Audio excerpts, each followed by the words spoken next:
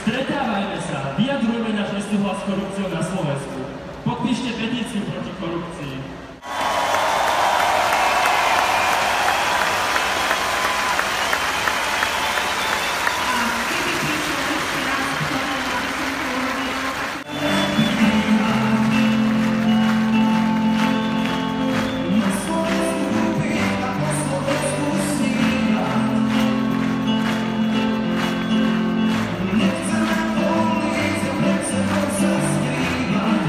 Korupcia zožiera celú našu spoločnosť a študentom dôverujem, myslím si, že sú to čistí ľudia, ktorí nemajú za sebou jednak žiadne škandály a myslím, že im ide o to, aby sa im samým a ich deťom žilo v tejto krajine lepšie.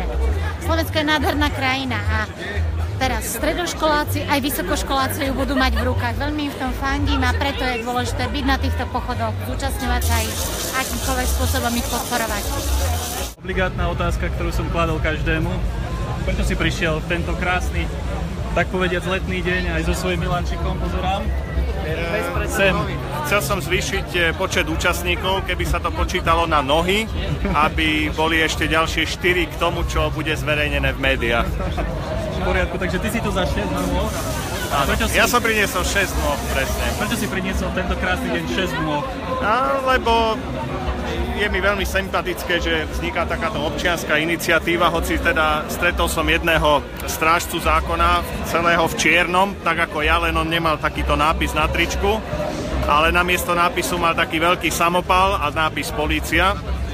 No a keď uvidel teda moje tričko, tak nahlas zauvažoval, že to je teda veľmi apolitický protest.